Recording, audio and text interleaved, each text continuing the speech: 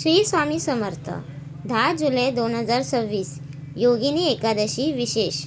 हा एक छोटा उपाय दूर करेल सर्व संकटे आणि आजारपण। नमस्कार भाविकांनो, मराठी धार्मिक उपाय या आपल्या चॅनलवर तुमचे मनापासून स्वागत आहे। कृष्ण पक्षातील या एकादशीला योगिनी एकादशी असे म्हटले जाते। शास्त्रानुसार योगिनी एकादशीचे व्रत केल्याने माणसाला सर्व प्रकारच्या पापातून मुक्ती मिळते, आरोग्य लाभते आणि घरामध्ये सुख समृद्धी नांदते। जर तुमच्या घरात कोणी सतत आजारी असेल, पैशाची चणचण भासत असेल किंवा कामात यश मिळत नसेल, तर या एकादशीला कोणता एक छोटा उपाय करायचा हे आपण आजच्या व्हिडिओमध्ये पाहणार आहोत। व्हिडिओ शेवटपर्यंत नक्की पहा। भाविकांनो, महाभारतात स्वतः भगवान श्रीकृष्णाने धर्मराज युधिष्ठिरला या एकादशीचे महत्त्व सांगितले होते। योगिनी एकादशीचे व्रत केल्याने 88,000 ब्राह्मणांना भोजन घातल्याचे पुण्य मिळते अशी मान्यता आहे। या दिवशी भगवान विष्णू आणि माता लक्ष्मीची एकत्र पूजा केली जाते। हे व्रत केल्याने घरातील दारिद्र्य नष्ट होते आणि रोगांपासून मुक्ती मिळते।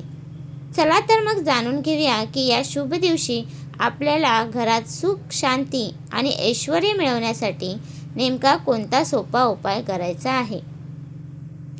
योगिनी एकादशीच्या दिवशी करायचा हा उपाय अत्यंत प्रभावशाली आहे। या दिवशी आपल्याला 2 मुख्य गोष्टी करायच्या आहेत। पहिली गोष्ट, एकादशीच्या दिवशी संध्याकाळी तुमच्या घरातील तुळशीच्या रोपापाशी एक गाईच्या तुपाचा दिवा लावा। त्या दिव्यामध्ये एक चिमूटभर हळद टाका। यानंतर तुळशी मातेला नमस्कार करून ओम नमो भगवते वासुदेवाय नमः या मंत्राचा 11 वेळा जप करा आणि तुळशीभोवती 3 प्रदक्षिणा घाला। लक्षात ठेवा, एकादशीच्या दिवशी तुळशीला पाणी घालू नये आणि तिची पाने तोडू नयेत, फक्त दिवा लावून प्रार्थना करावी।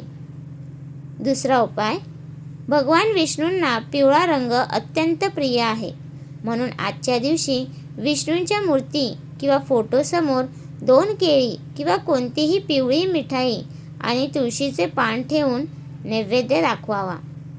यामुळे माता लक्ष्मी अत्यंत प्रसन्न होते आणि घरात कधीही अन्नाची व धनाची कमतरता भासत नाही।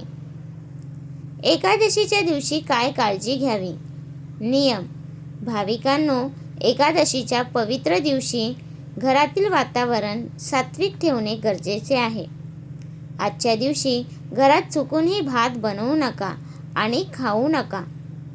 कोणाबद्दलही मनात वाईट विचार आणू नका किंवा कोणाशी वाद घालू नका। घरात मांसाहार किंवा मद्यपान पूर्णपणे वर्ज्य असावे। जर तुम्हाला उपवास जमणार नसेल तर तुम्ही साधी पूजा करून हा उपाय केला तरी चालेल, कारण देवाला उपवासापेक्षा तुमची श्रद्धा महत्त्वाची वाटते। या योगिनी एकादशीला हा छोटासा उपाय पूर्ण श्रद्धेने आणि विश्वासाने नक्की करून पहा।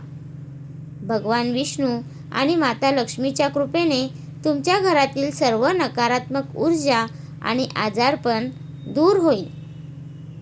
तुम्हाला आजचा हा व्हिडिओ कसा वाटला मला कमेंट बॉक्समध्ये नक्की सांगा। कमेंटमध्ये ओम नमो भगवते वासुदेवाय नमः किंवा जय विठ्ठल लिहायला विसरू नका। व्हिडिओ आवडला असल्यास एक लाईक नक्की करा आणि हा व्हिडिओ तुमच्या नातेवाईकांसोबत शेअर करा। अशा शास्त्रोक्त आणि धार्मिक उपायांसाठी आपल्या मराठी धार्मिक उपाय चॅनलला आत्ताच सबस्क्राईब करा। धन्यवाद। भगवान विष्णू तुमच्या सर्व इच्छा पूर्ण करोत।